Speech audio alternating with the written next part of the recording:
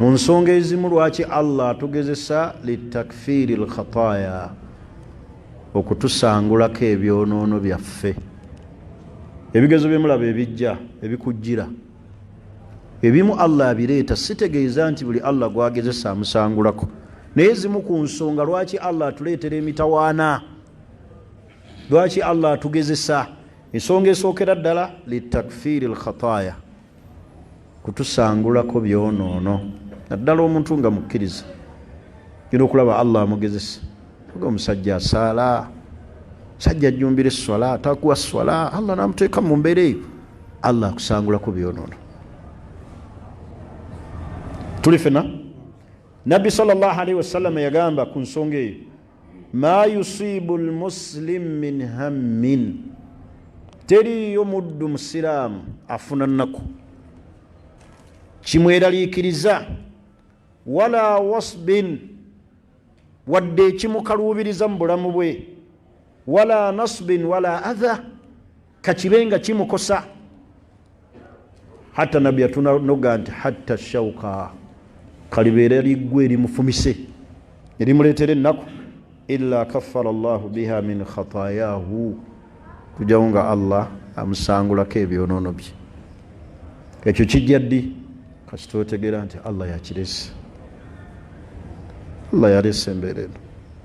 Buli kyonna ekijja kyolaba ekikutuukako mu bulamu, kasita ogumiikiriza n'otegeera ani akirese, nga Allah akusangulako ebyonoono. Tolaba omuntu bw'alwala, alwadde ali awo ali ku ccupa, ali mulago, kasita agumiikiriza, olwo Allah amuggyako ebibi bye, Allah akuggyako ebibi.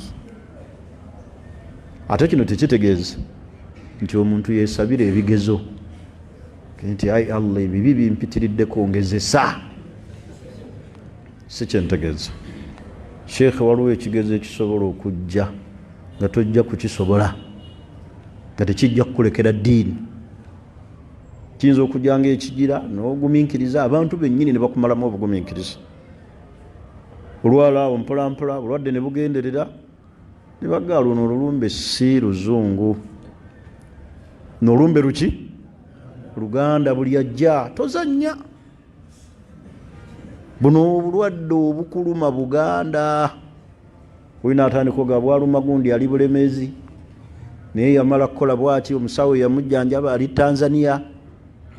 Ogenda okolanga naawe ogenda opowa, kuba onoonya kukola ki? Kuwona. Olaba bukuluma, aga tozannya. Wali ayinza n'okusembayo naga nti nkimanyi oli musiraamu era eddiini yojagala, naye okuwona kyekikulu. Golooza Katonda bw'onookola booti ne booti, bw'onoomwenenyeza taakusonyiwe, naye sooka owone odde Katonda. Oluusi nga n'aleese ebyo mwaziinyi, oluusi imaamu seeka w'ekitundu nga yazza n'ebigambo ebyo n'akupondooya, ngenda okulaba bakusitudde bakutadde wa seeka, batandise kunyokeza ddagala, batandise kwetala kiro. Kale kyembagaye teweesabira kiki? Kigezo. Naye ebigezo ebimu Allah abireeta litakfiri lkhataya wa mahwu sayiaati, okutujjako ebibi byaffe n'okubitunaazaako.